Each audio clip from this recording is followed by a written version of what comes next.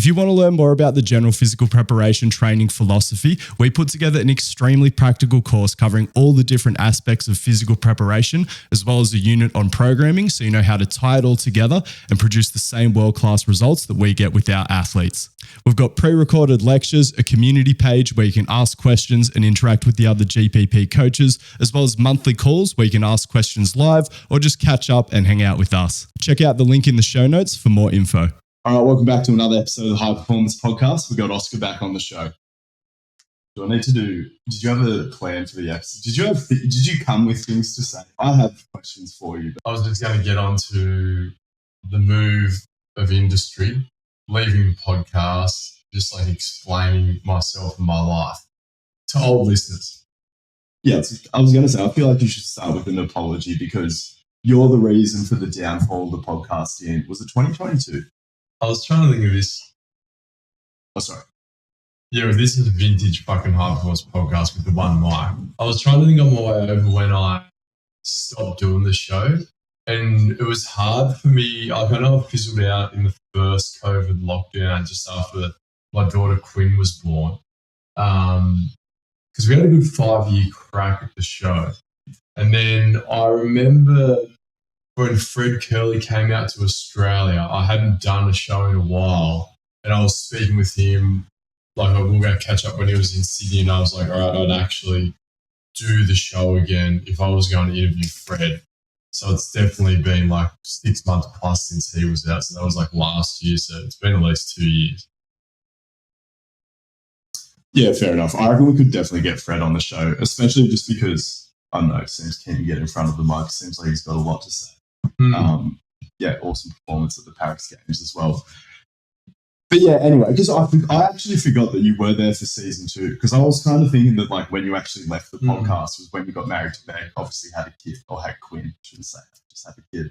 But then we sort of got season 2 rolling again. But the way I always explain it to everyone on the podcast was, I think everyone fucking understands. I guess not all the people who listen would have followed you on Instagram, because that's where people keep up with your personal life. Obviously, you keep your Instagram page private these days. But people understand the idea that like you don't have time for a podcast. You're focused on providing for your family. You just got a mortgage, and all of a sudden you didn't have as much free time to just fuck around. And at that point, we hadn't figured out how to monetize the podcast, which is like we're getting a little bit more downloads now, but only very recently have we eclipsed what we were sort of originally getting at the peak of the podcast back when it was just me and you, and especially before I had any Instagram clout or anything like that. It's been about 2 years. Because that's what's frustrating from my perspective. It's just like the hindsight is, well, not really, because obviously you just completely exited the industry. But even then, like I reckon if we'd been able to monetize the podcast earlier, especially knowing what I know now,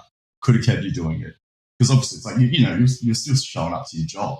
If we were making money from the show, you could have justified it. But now, obviously, with the big gap in momentum, we're living so far away that one day, anyway.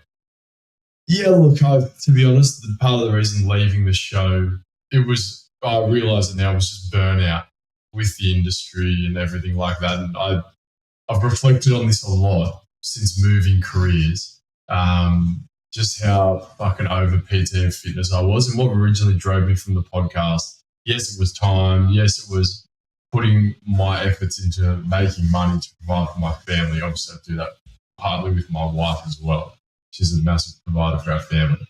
But it was also just this, and it needed to shift to make money. I liked interviewing the athletes, and the original show was based on the 5 questions to ask our friends and ask athletes, like who are your 5 favorite athletes of all time, et cetera, et cetera, et cetera.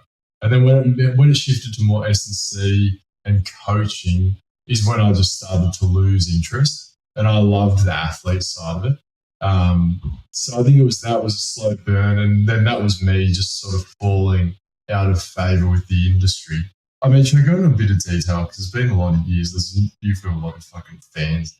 Yeah, exactly. Because also why I want you to get into it, because so to give context, I mean, because there's going to be a section of our audience, and I have no idea how big it is, that's going to be like, oh my God, Oscar's back.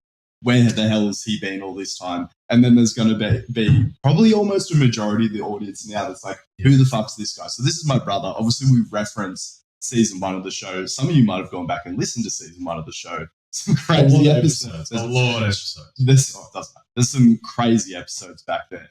But yeah, so but I thought it would be good as well because I just realized just with the average lifespan of a personal trainer or S&C coach or someone working in the fitness industry, there's probably so many people in our original audience, maybe some of them still listening, who've also rotated out of the industry and stuff like that. So yeah, anyway, just talk about all of it. Talk about from the start. Fitness first. Okay, Mark, all right, we'll go right back to the start. So I finished school in 2008. And I was, at that point in time, I was lifeguarding. This was alive. We'll have to circulate that photo of me and Ziz, RIP. I thought I was going to be a professional athlete and as an Ironman, so life-saving Ironman. You can Google what that is. Long story short, that didn't work out for numerous reasons. I fell into personal training. I loved it. I'd always loved health and fitness. You guys will know, Angus and I grew up in a very healthy household. Did a lot of training. I liked dealing with people. Started to build a business in Wollongong at Fitness First. Blah, blah, blah. Fast forward to let's just move it to 2017. So 9 years in the industry. I've worked in numerous gyms in Wollongong. Worked at big gyms in Sydney. I ended up at probably Sydney's most prestigious gym, the Sporting Club of Sydney. It's now known. Explain So the Sporting Club of Sydney is like, you can't even get a membership now. It sits in between 2 of Sydney's marquee stadiums.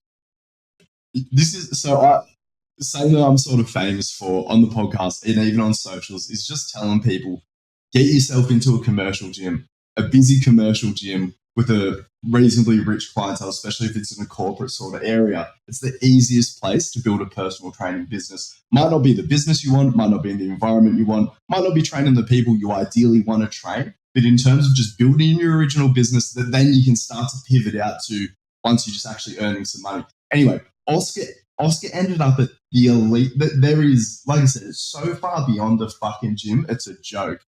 Even him working here, it even elevated the podcast at the time. You're going to explain it. Yeah, I'll explain it.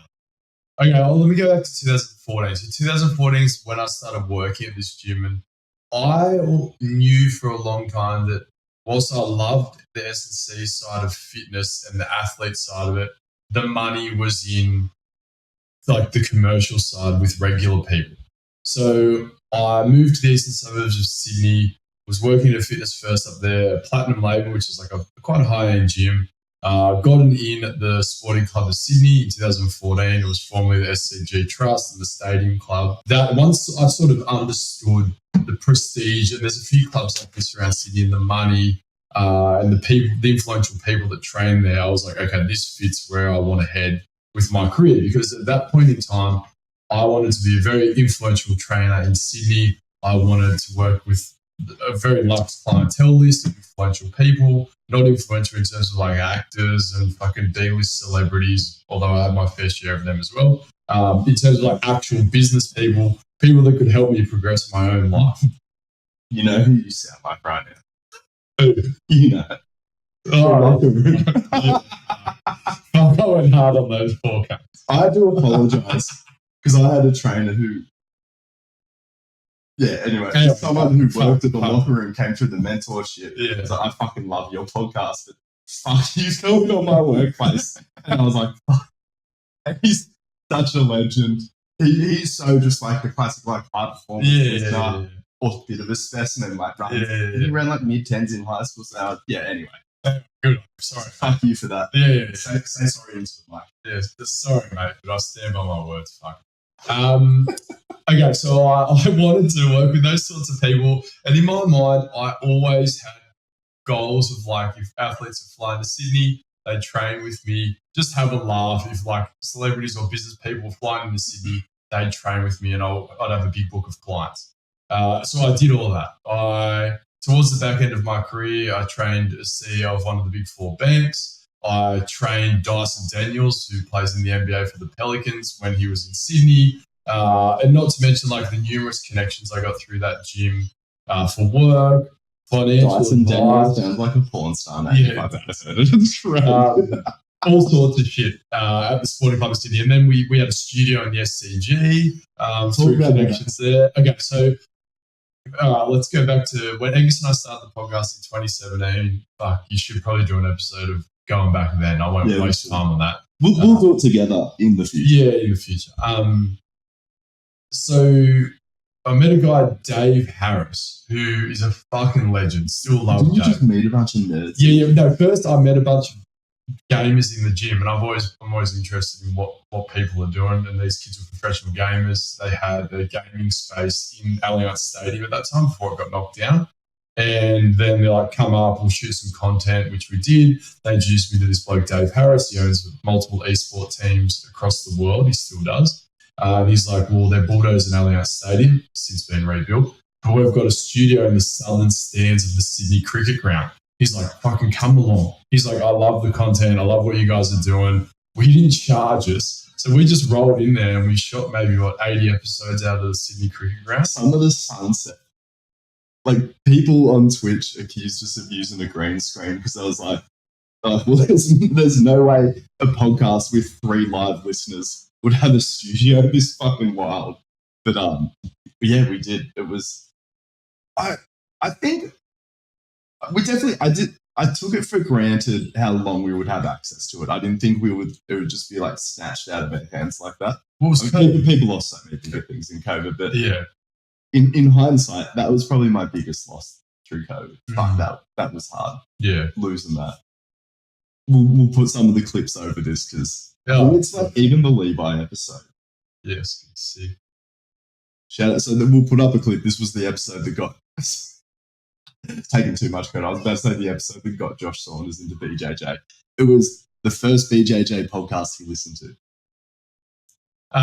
So we had a studio in the SCG, like just some example, like Angus will have stories of like parties we went through from connections at that gym, just like meals we had, restaurant openings, like so many amazing experiences I've had in my life. I owe to that gym, from financial to social, exercise-wise, everything. So as a personal trainer from the outside looking in, I really had the dream set up. Like I was earning good coin. I was fortunate enough, again, my wife works extremely hard. She's very successful in her own right. We have a mortgage, we bought a unit, had a child, like everything was looking good. But probably like 2 years ago, I really was like just looking for something else. I wasn't feeling fulfilled in the work, like right off my feet with sessions. The GPP group program is the best deal in strength and conditioning. For less than $1 a day, you get access to my programming as well as access to me through a group chat where you can reach out, ask questions, or have a form check. You can even get a week for free before you commit to it. Check out the show notes for more info. My assessment of it is a lot simpler, but like there's a deeper layer to it because I can see how it could lead to this thought process. Was there an element of explaining a bit of your family setup? You've been self-employed your whole life. You married a woman who's very successful, but also self-employed. And I think that there's just something, and we've sort of talked about our attitude. It's like we have the best fucking parents ever. Like the small fuck-ups they made is they were trying to be real with us about the financial situation. They didn't want to be shit cunts in terms of hiding stuff.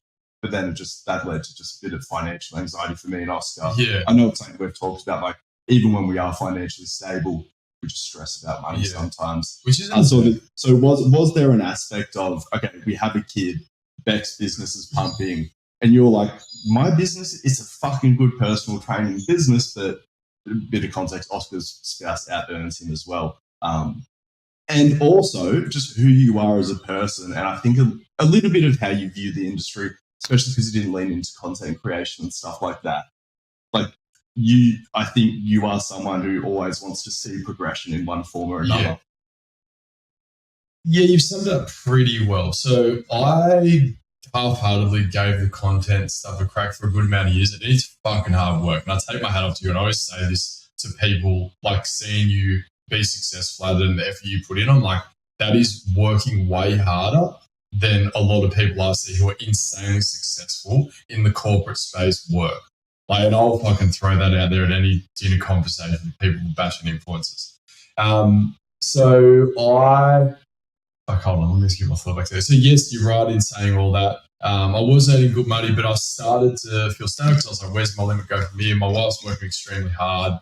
at this point in time. Like she just opened up a new podiatry clinic in One more bit of the North context. Shore of Sydney. Oscar never upped his fucking rates. No, I did.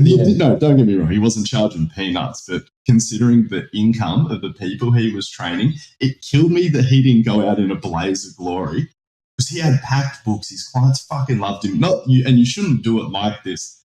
I'm sort of hyperbolizing it and exaggerating what he should have done. But just if he was willing to quit and there was a financial aspect to it, he should have just been like, fuck me.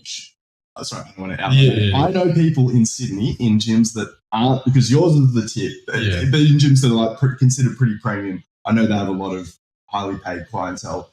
$300 sessions, $400 sessions. What's wrong with you? You train hip surgeons. I hate you for that. Well, look, that would have been a downfall of me as a businessman. But even then, it was still the mundanity of the job. Like, you're right, I need... It does go to show this. Read the E-Myth, guys. Jamie Smith's right. It's such an insightful book in terms of... Because I know you love the idea of just training people for a living, but it turns out that there's so many other things that you have to do if you're an ambitious person in the industry to sort of have a fulfilling career.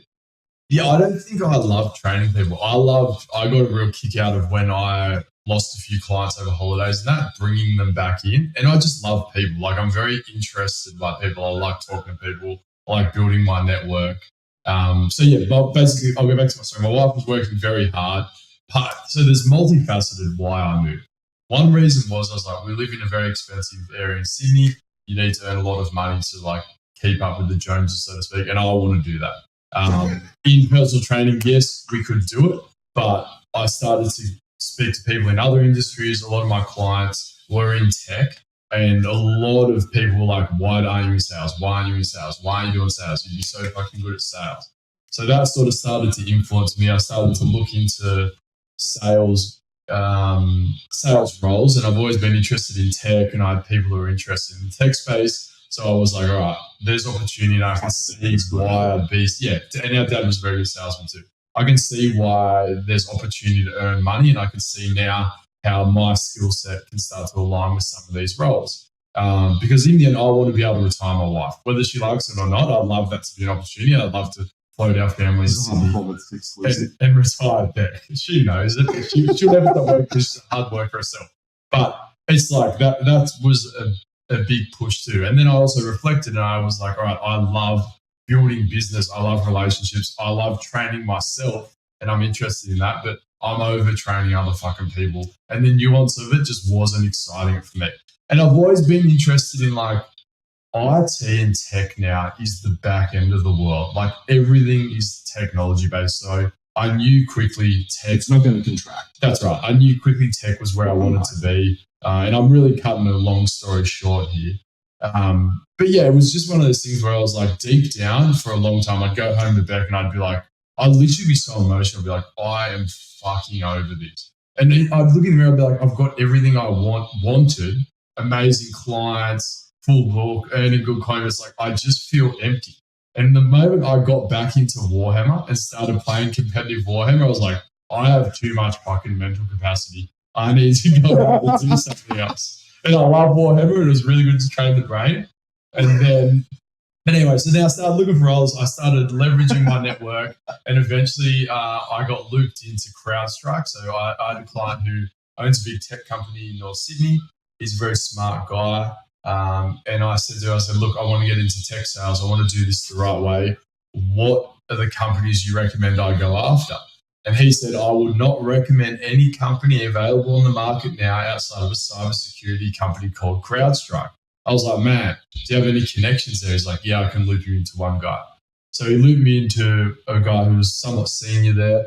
And then long story short, I had a few other connections there. I outreached to my SDR manager, Ruben, who has been very influential in my career. And that's another thing. Like, I'll openly admit this now. There was a lot of dead shit managers where I worked, and you always hear people bash their managers.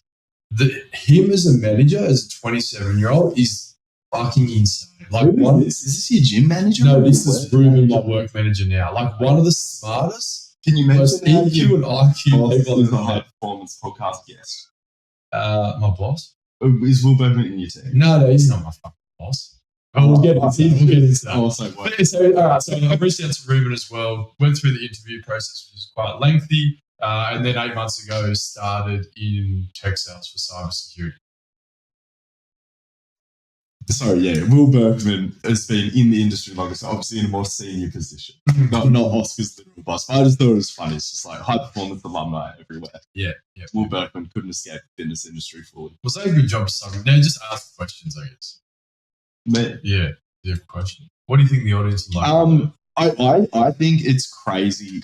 I reckon that you don't even understand how motivated you are by sheer competition, and it's not even in a way where it's like you're a daughter. You're just by default a feminist these days. I know you can handle getting out-earned by a woman, but I think there's like an undercurrent in the back of your brain that just views the entire world as competition, even in like a really friendly way. Like I think like you're a really well-developed person. I'm not saying you're a fucking sociopath who's just ruthlessly competing in like this Michael Jordan way, but just knowing who you are and you're about as competitive of a person as you can be without being a piece of shit. Like as in like but yeah, I always. It's the thing that even I forget about you at times, and I do think it is that it's just that drive. And like I said, it's a bit of a joke, the Beck thing out earning you, but also like I said, it is just like you're a white belt again. Yeah, you're pretty well paid white belt. But. Yeah.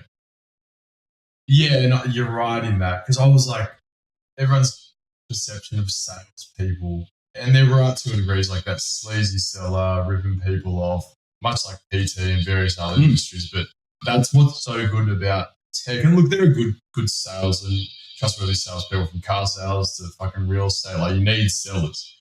But in tech, you're dealing with a very smart breed of people. Like everyone's been to university, all my colleagues, that sort of thing, which is something that I felt like, and I had some great colleagues in the PT industry, but I'm around people now who are like the guy I started with, Alex Ronan, very smart guy, ex-police prosecutor, lawyer, like has done a lot of shit. So being around people like that is very motivating, and I take a lot from like conversations. Like, yes, we shoot shit, but there's like a lot of intellectual conversations as well. And to the competitive point, I am very fucking competitive, and sales is great for that because it's like public knowledge to your team how everyone's performing. You get to see where you're sitting on the leaderboard. Like Salesforce displays everything to your team. So you can see exactly where you are. And I really get a fucking kick out of that. So yeah, you're right in summarizing your own competitive, but I try to not let it get in the way of being productive and progressing in my role, which I guess you can Google CrowdStrike. Like it's a cybersecurity giant, very good tech, big US company. And there's perks to this working for a big US company as well, which is something we can get into versus like working for yourself. Because everyone glamorizes working for yourself. I did it for myself. My wife has a business. She has multiple employees and the grind is fucking real. Like, yes, there is perks to it, but I'm much more enjoying being an employee at this point in time. Yeah, it just sort of occurred to me that we should turn this episode into why you should quit the fitness industry. Well, that's Oscar's perspective, and then why you should stay in the fitness industry, which is obviously my perspective. Because I love chastising people who quit the fitness industry. But that's why, and again, just even connecting the dots with what I sort of brought up earlier in the show, where there's probably a bunch of our listeners who moved on from working in the fitness industry.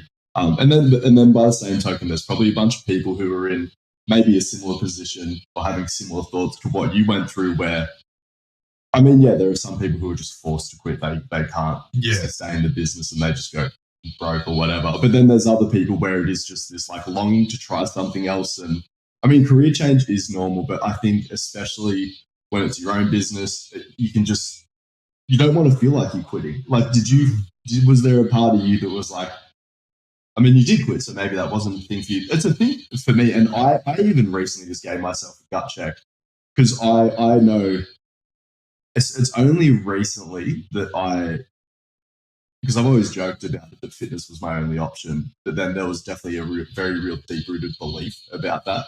But then like there's so many components to like what I do that are so much more than just being a personal trainer. I'm like, oh, I built a pretty hectic skill set. Like I could be successful at not anything I put my mind to, but something other than this. But I fucking like, no, fucking, I was like, nah, I'm not leaving. But again, coming from a much healthier place rather than just like, I'm trapped here. So yeah, what were your feelings specifically? Was there any sort of feeling of quitting that you were trying to resist that stopped you, or was that not a factor? What do you think about that? Absolutely not. I'm not someone who writes down goals, but I was very aware of my goals, and everything I set out to do as a personal trainer, I fucking went above and beyond and ticked that. So no way was I quitting in my mind. I was quitting the career. It was hard because it was tied.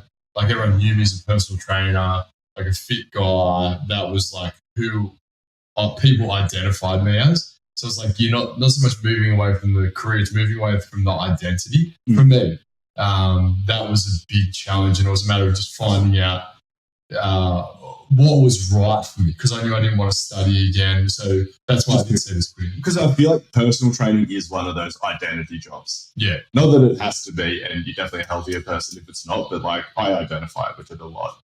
Especially there. Especially like with the sporting club of Sydney and then with the podcast and stuff. It was a big part of my identity. And you're up at 5:30 a.m. Like you're there till 7 p.m., 7:30 p.m. most nights. Like you're part of the wallpaper. You see a lot of people. In no way did I feel like I was quitting. And then I guess there's two ways to quit a personal training career, and that is when you're self-employed. And one is just not being good enough and not ticking the box, which I never would have fucking done. Like just if you want to do it, and this goes for anything, it's so cliche, but if you really want to do something, you really want to do something in life, just keep fucking going. Like just keep doing it. And that's why I knew I'd done it. I ticked those boxes. So I wasn't quitting because I'd failed. I was quitting because I was like, all right, this isn't fulfilling me anymore. I need something else. Yeah, I think that's worthwhile to bring up. And then even see, it's interesting. You kicked all your goals, and I ticked off all my goals, especially through that. I mean, exceeded my goals. I had to completely reevaluate everything in through 2021. Was it 2021 or 2022 when I went overseas for the first time? Had to have been 2022. Yeah, it would have been 2022. But just all through that period, getting a bit of work in pro sport on the education side of things, going overseas and doing seminars and stuff like that, I had to be like, oh, I can do more than just like have a reputation across Sydney. My original goal was to be able to work anywhere I wanted in Sydney and know that, because like one of my big insecurities, even like it took me like 3 years, I would say, to build a decent business at Fitness First. Really struggled at the start. But my biggest insecurity was if this location shuts down, or if the middle management, I have a disagreement with them because of just the type of fucking idiot I am and how shit middle managers in fitness are, like I'm fucked. Yeah. And that's why the podcast, I was like, maybe that's the sort of thing. Because it's like people like focus on getting results. It's like, yes, results can build you like a referral network. And I probably could have in hindsight. My clients fucking loved me. I did get referrals. Like I would have been sweet. But majority of my pickings always back in the day, especially in the early stages, again, stable, just came off the gym floor. So original goals was to be able to work in any gym I wanted in Sydney and know the clients would sort of come to me and just be able to pay my fucking bills. But then, got to do the overseas thing and shit like that. So then I went through this thing of like, sounds so cringe. What's the impact that I want to have on the industry? Because I feel like that's a really privileged position. God, this is cringe, but I just want to say it. Because it is ultimately what I'm trying to do now. I have to get comfortable with it. Where I can be like, oh, okay, what is like the effect I'm trying to have in the industry with all these education products? And because that's the thing. People love calling a coach an influencer to try to make out like they're not a legit coach or something like that. But it's like, I ultimately do just, want to see like how big of an impact can I sort of have through all these coaching courses and stuff like that. But then the issue is not very measurable goals. Yeah. I guess you can loosely measure. Anyway, enough about me.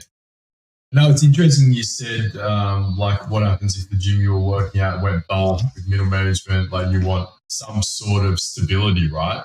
But I think take it another layer back and just say it's the qualities you build that are transferable, which I'm seeing out to other industries.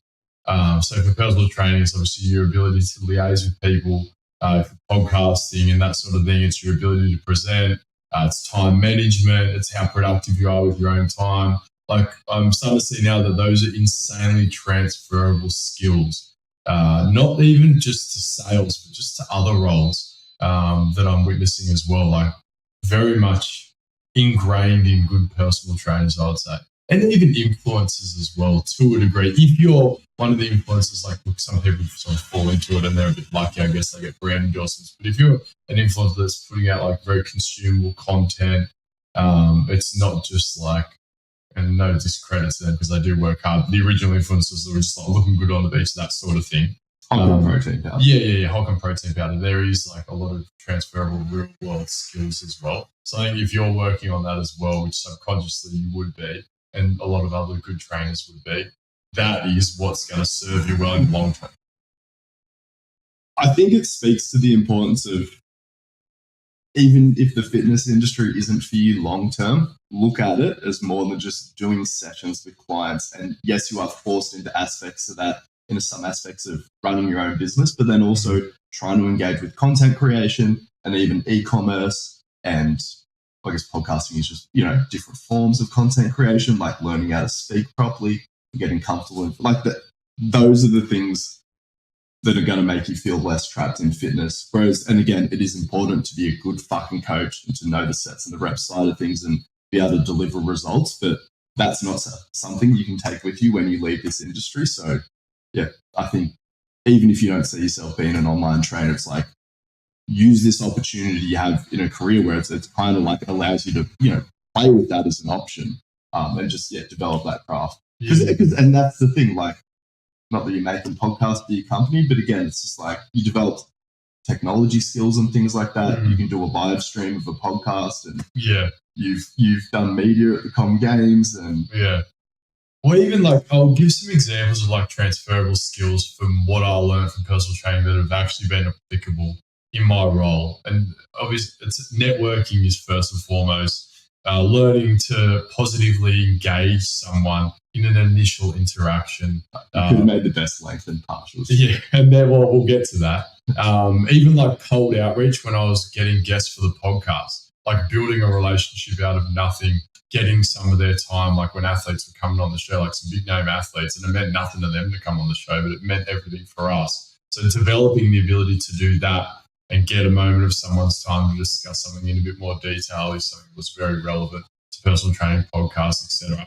And then even like learning anatomy, like learning things like PRI, just actually diving deeper, even though the nuance of it is not really going to help that interaction between a personal trainer and the client, knowing that sort of thing, and diving deeper and learning something at a deeper level for your own personal understanding is very beneficial because it showed me, and that's what's helped me learn the basics of cybersecurity at a higher level. So just like being able to learn something and then also dump that information and learn something else. Does that make sense? You connecting PRI to every corner of the fitness industry is fucking hilarious, the way that they try to connect the diaphragm's impact to every section of the fucking body. In the sense that it exists, but yeah, it's funny. So the running joke is heaps of people get angry at me for calling things PRI that just kind of overlap with PRI. And it just started out as this inside joke. Ever since me and Oscar went down the PRI rabbit hole, Oscar specifically started to refer to anything that just had a little bit of biomechanical flavor or nuance or was just sort of that orientation in terms of lens, would just call it PRI, which led to a lot of confusion because obviously a lot of pit trainers listen to us, but it was fucking hilarious. Just we would even call it N1 shit PRI, which also ended up being funny because a lot of other people also made that connection. And that led to a whole bunch of internet conflict. But yeah, it's just, for anyone who's listening who's like, what the fuck is Oscar associating PRI with all these things? He's just referring to like, knowing your biomechanics a bit when he says PRI. But then also, do you have more to say? Yeah. And this goes for, I think, anything, like whatever you're doing, whether it's laying bricks or fucking in cybersecurity as a simple salesman, learning as much as you can about the industry and relevant knowledge, even though you don't have to discuss it on a daily basis, is something that's very important to do. And I'll try and do it as much as I can in terms of like what I can go with my bandwidth. You've just got to find what your bandwidth is for consuming that knowledge. And I think that is a very beneficial approach to learning things and just sort of training that brain muscle, so to speak. And I'm not the sharpest person. I can vouch for this. Well, actually, fuck. There's some idiots out there. Dude, I've had a realization. It was first about mum and dad, and then it was also about you for less unfortunate reasons. You know how everyone's always been like, I'm the smart one in the family, and I probably am. But like, dad is definitely a really intelligent person. He just had to leave school really early on. No one actually told him to stay in school. He had such a cooked family situation. Like, dad definitely could have got into uni and stuff like that. But whether or not, who knows? Whether I mean, uni was a genuine 6-figure job factory back in the day, so probably would have been a good friend. But who knows? Dad still had an amazing life. He's a successful president. But even same goes for mum. If mum had someone in the family who was like, stay the fuck in school. Yeah, mum more so. Mum definitely could have gone to. But and again, mum has had an awesome life. And I know. So, but yeah, sort of. And then with you, it's not because you had a shit life, but I forgot how much sport you had. And especially going to therapy and just obviously reflecting on just how much the developmental side of things, such an impactful time on children. How much time did you spend out of school with asthma in the early days? So there was, you missed so much school due to sport in like high school, but then there was the asthma thing.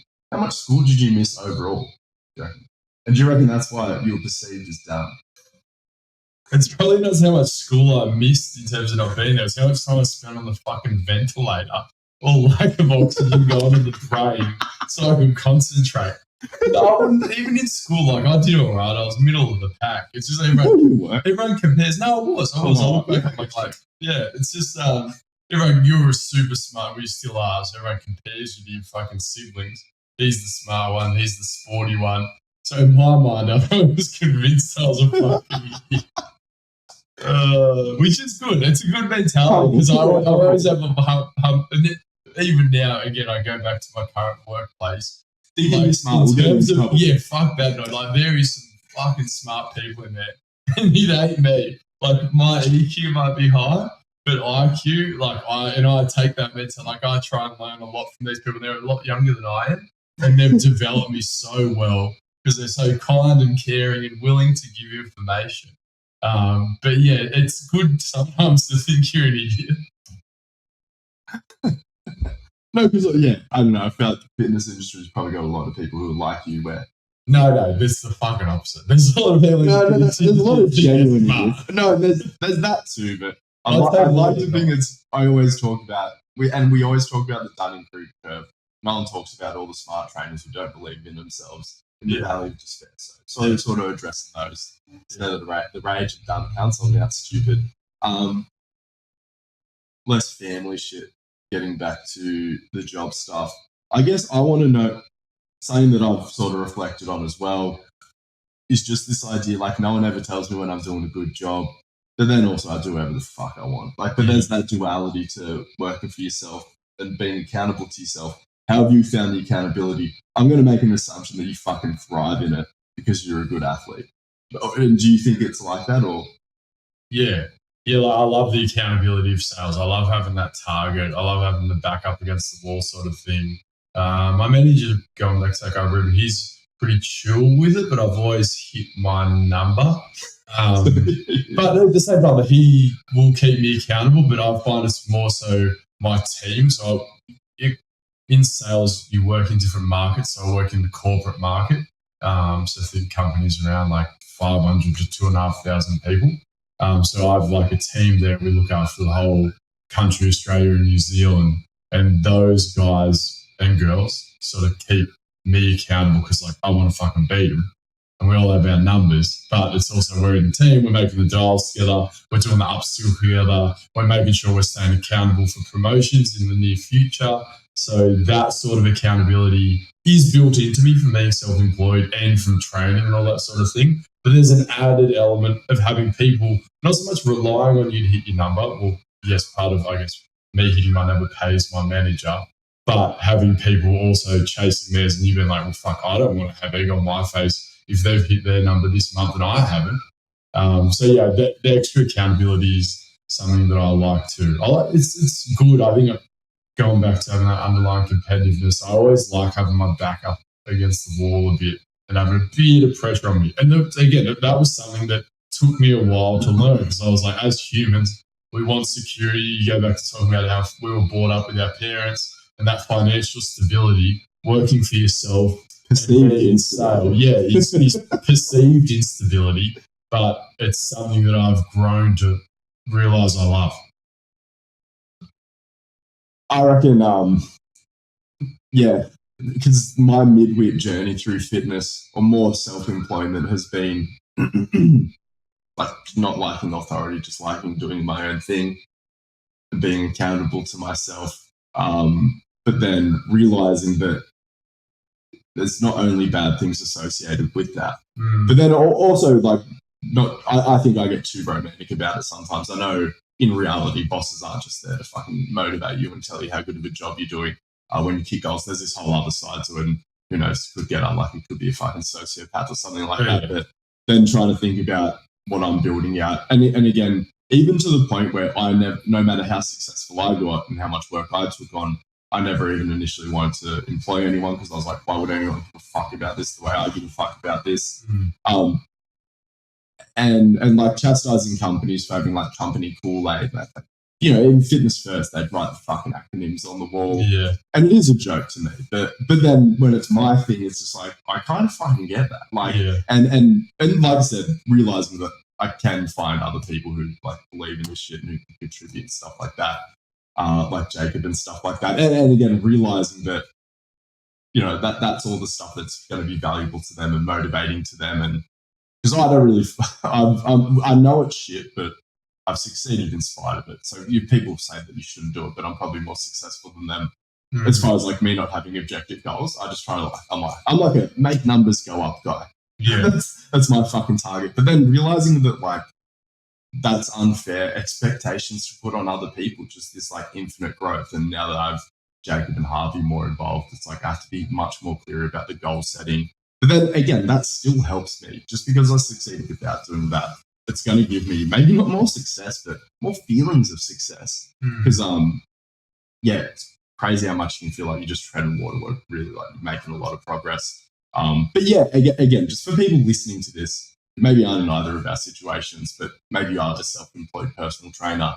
Don't drink the self-employment Kool-Aid. Like, try to be your own boss in a bit more of a serious way. Try to find some level of accountability. And don't because I see so many people in their first year of being a PT uploading stories on Instagram talking about how they live in life by design, and a lot of that's just people bullshitting. But like, even if you're successful, you shouldn't even be trying to do that at the start. We absolutely love doing this show. And one of the most exciting things for us is watching it grow, because it means we can commit more time to it, as well as have access to better guests to bring you even more quality content.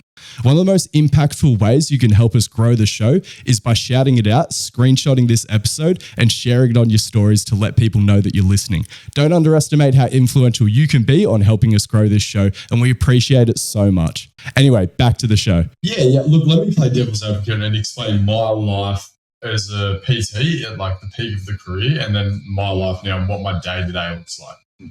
And again, this like PT was a great career. And if people want to be this, you can be a PT till you fucking retire now. I see it as like it's a legitimate career. You can earn good money. We were scared. We talked about it. Yeah, that's right. We've talked about this in the past. Was like, you talk about when you're 30, get a real job. No, but just the idea that we wanted to. We talked about the idea, me and Oscar, all the time. We're like, we understand the idea that there's no day where you have to stop, but we're also conscious of where are the wrinkly personal trainers? You would see the odd 60-year-old, but especially that retirement age is going up. And it is just because it's an emerging industry. And like Oscar pointed out, we're starting to see them now, but it's something that concerned us massively, because who are your fucking role models? And again, this is why we try to talk about stuff like this, because look at us. We're the fucking role models. Trailblazers. Dennis Rodmans. Shout out Dennis Rodman. So again, this is, I'm not bashing personal training. Like, I love my clients. I still have seen a bunch of them this month. Like, I have great ex-colleagues. They're all my mates. Like, love the industry. Again, take it with a grain of salt. But it was like, so I'd be waking up. So I've got a young daughter. My wife runs her own business. We're fucking busy. I'm out of the house every morning at 4:55. Monday and Wednesday, I'm there all day till 7:30. Like, yes, there was flexibility, but then Tuesdays, like, I'm there from 5 a.m. I'm back to back till 3. Go home, parent. I'm fucking exhausted. I'm on my feet for 45 hours a week, like doing like legitimate work in sessions, not sitting down, paying fucking GST, which is did my fucking head in. You got to do your own accounting to a degree, so many outgoings, gym rent, worry about your own super, all that on top of doing your PT. That really started to wear thin as well. Whereas now, like working for a big American company, there are a lot of perks. Like they pay for my family's healthcare, which is amazing. There's stock purchase options. I get paid holiday. I get to have a fucking day off for my birthday. I get long service leave. I'm guaranteed a base. There's like inbuilt promotions. There's like all this structure around it. I get to sit on my ass and fucking have conversations on the phone instead of standing around grabbing weights. So it's like these are the pros versus cons that I'm looking at. And I get to wake up and train now first thing in the morning. I delay my caffeine intake. I get to roll into work. I roll into work earlier, e-bike to work, takes me 7 minutes. I roll in. I work from home 2 days, but I still go to the office because I live so close and I fucking love it. And we get in there 5:30 with the crew. We go for coffee. We shoot the shit. We're fucking chatting about upskill development at work. Then we hit the phones, meetings, whatever you got to do. I get to go home every night. I get to put my daughter to bed, take her to swimming. I have more flexibility now than I ever had because I had to be there to earn money. This is different for Angus to some degree and for whoever's doing online training. But for me, like those things that I just outlined, there are also another outside of the self-fulfillment I'm getting from the role and the things I have to chase now in terms of career development, sales, etc. Those are massive benefits to me. Like, yes, they're funny. I don't know what the circumstances are in America, England, whatever. There are perks to being self-employed in terms of finances. But then, fuck, I don't have an accounting degree. I probably wasn't taking full advantage of that. But it's still, for me, there's way more benefit for me personally now from what I explained. Yeah, it's funny. When I'm telling you not to quit, I'm coming from a place of like waking up whenever I want, just ride my bike to the fucking gym or. Yeah, I was a very stereotypical PT. Like, not online. I tried the online thing. I fucking hated it. I did the podcast and I did face-to-face PT because that's what I like. I like seeing people. Yeah, because that's another thing as well. Like, because I was just about to come back at you with the whole, well, you wouldn't have quit if you did an online business. But then again, it's like, that's a different thing. It's an overlapping thing. But I initially really disliked one-to-one online training. I don't mind it now. I also do way less of it. And when I was at my peak with one-to-one online clients, I also had poor systems in place upon reflection.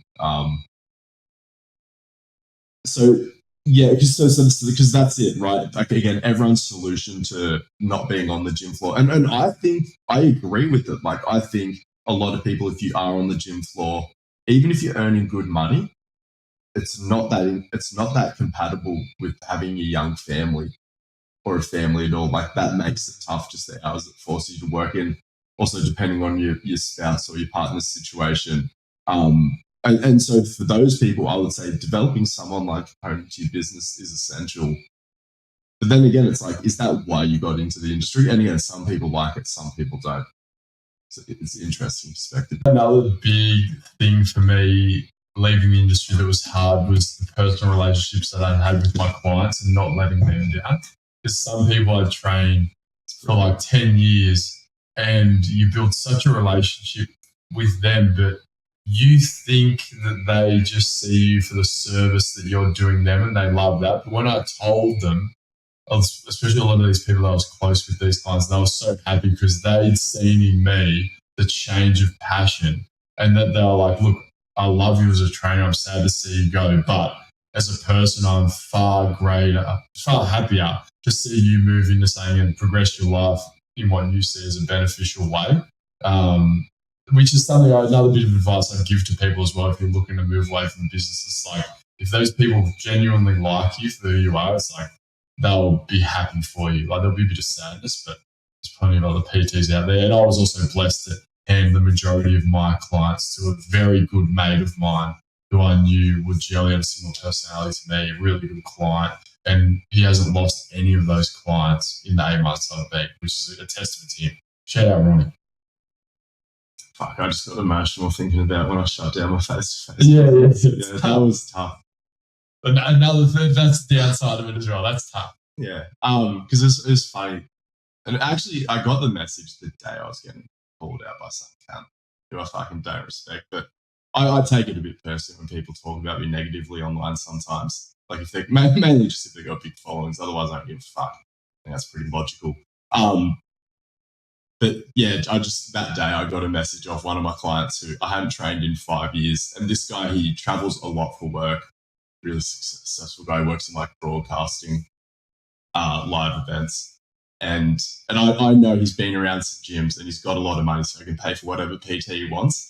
And I haven't trained this cunt in 5 years, or it's like 4 years and 9 months. I did the calculations. And he's like, I've been around the world and I've had a lot of fucking trainers in my time. He's like, you are still just far and away top dog in every single way. Nothing compares. Fuck. Yeah. That's the shit. So still top dog. It's still, I haven't really done it in a couple of years. I mean, I can coach fucking 30 people at a seminar. Fucking, you think I can't coach a one-to-one session? Why am I arguing with our listeners? I'm not being called out. The chip on my shoulders just doesn't go anywhere, does it? I actually can't wait to get a personal trainer. Like once I've lost enough knowledge, I'm still forever, but like I can't wait to have that relationship. Like it's a good relationship. If you've got a good trainer, you can have a laugh, get a pub. Like I did a session with Ronnie, who I gave all my clients to with a mate from work, and I was like, this is fucking mad. Like just a few things. And Ronnie's a very good bodybuilding coach. So there's a few cues. I was like, hell yeah. I was like, I pushed myself a bit harder today.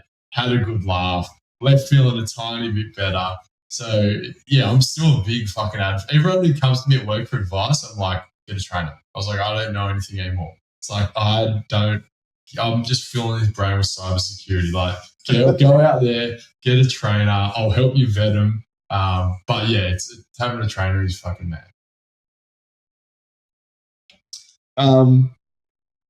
Let's just talk about a bit of sport to wrap up because we've kind of done an hour, and like I think it would be good to just do a history of the fucking show one day, or just like talk about funny stories because there's been some times. I thought it was funny that because I got really excited. It was months ago now when I realized Devin Allen, multiple-time Olympian NFL player, Rose Bowl champion. Rose Bowl champion. Returned the touchdown, broke his leg. Also, I believe he's run the second fast. I'm pretty sure it's the second fastest 110-meter hurdles of all time. Absolutely filthy. Dusted the Flamingo as well as head-to-head with... what's the Flamingo's actual name? Grant Holloway. I know he's run 12.84. What's the world record? Does Holloway still have the world record? No, he doesn't have it. Sorry. Okay, Devin Allen. I don't know where his time ranks, but it's a definite. It's got to be top 5 still. Yeah, well, yeah, easy. I think it is number 3. Do you reckon he listens to the podcast? Grant Holloway's only 1981. Any chance he actually listens to the podcast? Because some of the guests who've come on stay listening. I don't know what to say. It just gets me G'd up. I should probably stop talking about it. It's going to wig him out. But tell the story. Oh, yeah. So earlier this year, I am training someone and I get a FaceTime from Devin Allen pop. I was like, fuck, as if I'm not going to answer this. And I answered. He's like, hey, what's up? I was like, mate, what's fucking going on? He's like, I just missed a FaceTime from you. I met this guy in Surrey Hills in 2018 or something. I haven't spoken to him since. He called me back and I was like, this is mad. I was like, Devin Allen, what a fucking G. Like, he was an absolute legend at the time. But to be able to ring me back after that and save my number. So he yanked with him for 30 seconds, but I was in the middle of a session. I was like, mate, good luck with the Olympics, everything you do. And I was like, I still fucking love you. I think you're an impressive athlete. There are times I don't call my own mum back. Devin Allen is he's a certified good bloke. Yeah. That's all I have to say. You want stories about the podcast? Give us your, because we've had a year of sport. You probably haven't been paying fucking attention. Did you pay much attention to Paris and stuff? Yeah, I paid attention. Did you have any feelings about it?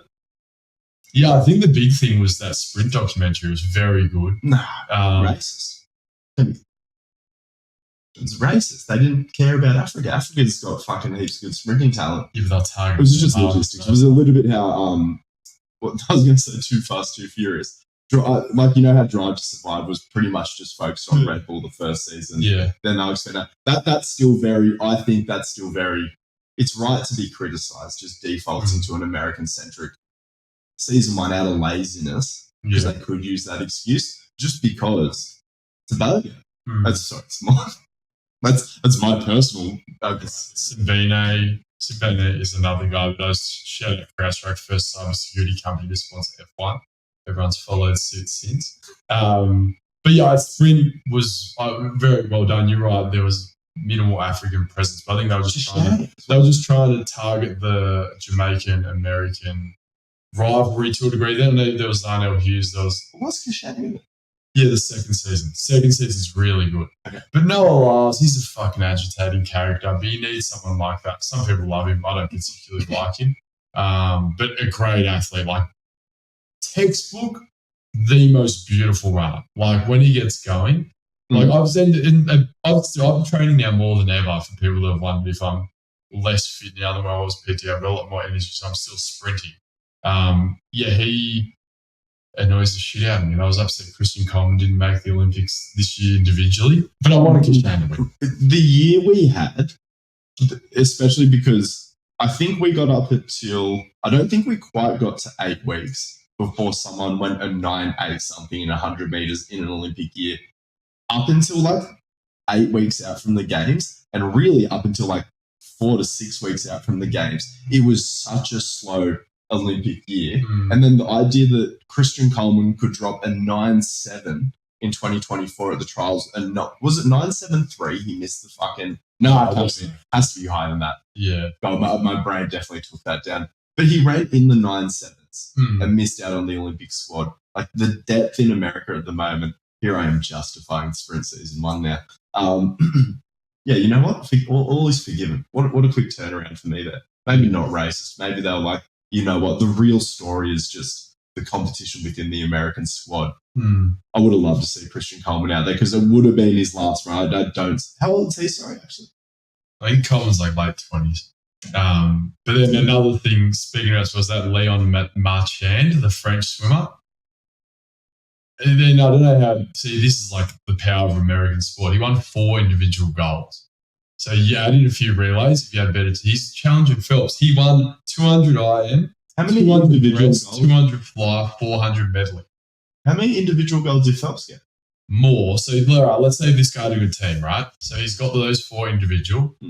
Let's chuck him in the 4x1. He goes to 5, 3. The 4x1 medley, he goes to 6. 4x2, he goes to 7. Then he's only 1 off. Like, to do that again, the next generation after Phelps, what he did individually, fucking insane.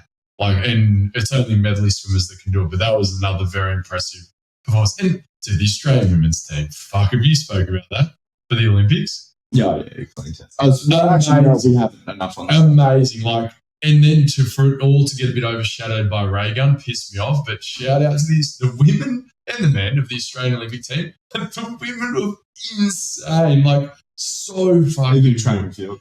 Everything they did so lights out. And also shout out Matt Denny, high performance alumni, got on the podium, which was great to see. But yeah, the Australian women like that. Fucking Alexa, who? Fucking shout out to Maddie Denny. Yeah, everyone's jerking it to Alekna fucking heading into 2024. Who does the job on him? High performance alumni. We love it. How many alumni were there? Fucking a few. Yeah. This was great. Thanks for coming back on the show. Wish you never left. Hey, fucking what I get it. But fuck, it gets to me. Fuck, it gets to me. It's worth it and I understand it, but I don't accept it. And I still think at some point we'll get you once a month on the show. But all right, and G him up a bit. I mean, he probably won't let you DM him on Instagram these days. But if you slide into his LinkedIn with a fake job offer, you probably get through to him and just be like, "Hey, get back to the fucking podcast, cunt.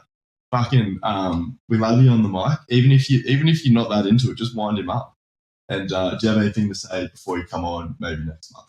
Any parting thoughts? And again, did you say sorry? You're cute. Look, if you guys love me, you know that I don't have to say sorry. To the new listeners, I hope you got something from today. Yes, you can DM me on LinkedIn.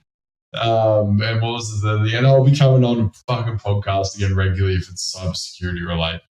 Okay. But look, I'll try and check in from time to time. But monthly might be a fucking bit of a stretch. Oh, and one thing I want to wrap up, and you brought it up, there's definitely been a shift, and it is just because of our natural biases. I was probably the one pushing for S&C coaches. Oscar was the one who was booking all the athletes. We've had conversations about it behind the scenes, but it's just, it's something that we'll figure out. We will get more athletes on the show, but yeah, that was definitely a good point. Anyway, we got a lot of podcasts coming out. Sorry we missed a week last week. Just fucking shit happens, but we're being pretty consistent. So we'll talk to you soon.